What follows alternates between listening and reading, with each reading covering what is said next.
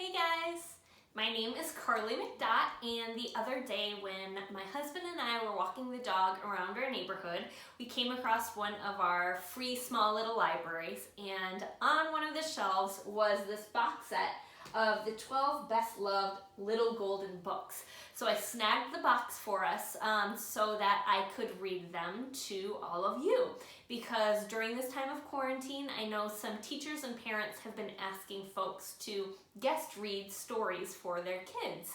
So I thought I would try and do my part, offer my book reading services to some of you guys. I'm not sure if you've heard of any of these stories. Apparently they are the best loved, but whether or not, I hope that you find these beneficial, helpful, fun, and so I figured I would just do a little reading for you guys. And today's book, is The Elves and the Shoemaker. So let's get started. The Elves and the Shoemaker. Once upon a time, there was a kind shoemaker. Though he worked very hard, he grew poorer and poorer. At last, he only had enough leather left to make one more pair of shoes. One winter night, he cut the leather out for shoes, but he was too tired to go any further. He left the leather on his workbench and decided to stitch the shoes together the next morning. The shoemaker went to bed, not knowing what he and his wife would do once the leather was used up. They had no money to buy more. Despite their troubles, the shoemaker and his wife slept soundly that night. Early the next morning, the shoemaker woke up and got dressed. Then he went into the shop to make the last pair of shoes. Once he sat down on his workbench, the shoemaker thought he must have been dreaming. He blinked his eyes. He blinked them again, but it was not a dream. On the very spot where he had left the leather the night before, there was a pair of beautiful, well-made shoes, all finished. He called his wife into the shop and showed her the shoes. "They're splendid," she explained. "But when did you make them?" "I didn't make them," the shoemaker replied. "I found them here this morning." The shoemaker put the shoes in the window, hoping that someone would buy them. Soon the door swung open, and a fine gentleman walked into the shop. "I must have these wonderful shoes," he said. "I've never seen any like them. The stitches are so small and delicate." The shoemaker sold the shoes to the gentleman, who paid a very high price for them. With the money, the shoemaker was able to buy enough leather to make 2 more pairs of shoes, and he had enough left over to buy a soup bone for dinner. That night, the shoemaker cut out the leather, but he was very hungry and he could smell the soup his wife was cooking. "I'll make the shoes tomorrow," he said, and he went to eat dinner. The next morning, he found 2 pairs of elegant shoes on his workbench. He showed them to his wife. "Who can be making these marvelous shoes?" she said. The shoemaker shook his head in wonder.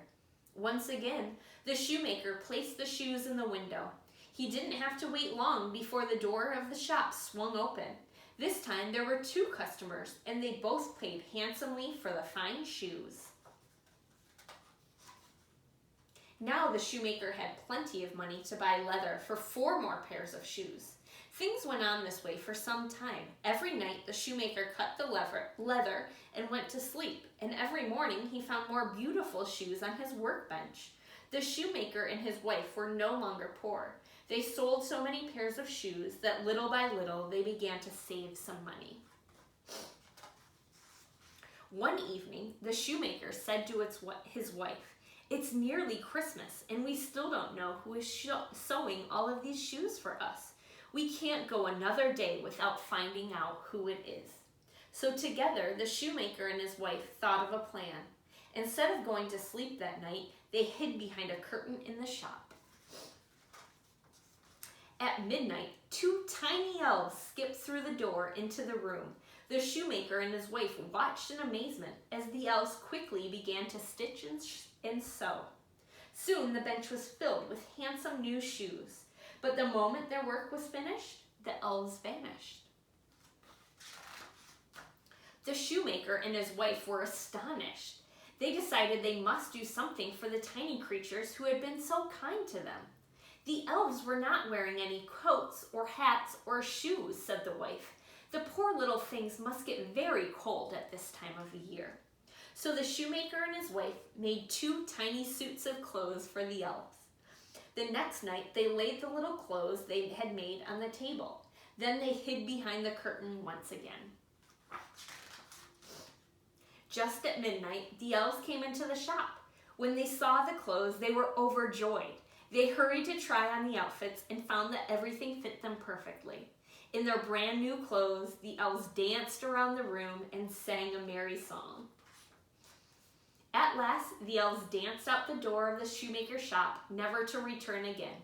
The thoughtful shoemaker and his good wife had repaid kindness with kindness. They never wanted for anything and lived happily for the rest of their days. Aww, I liked this story. I think that's my favorite one so far. I hope you liked it too, and I hope you guys are having a great, great day. Bye. I'll see you next time.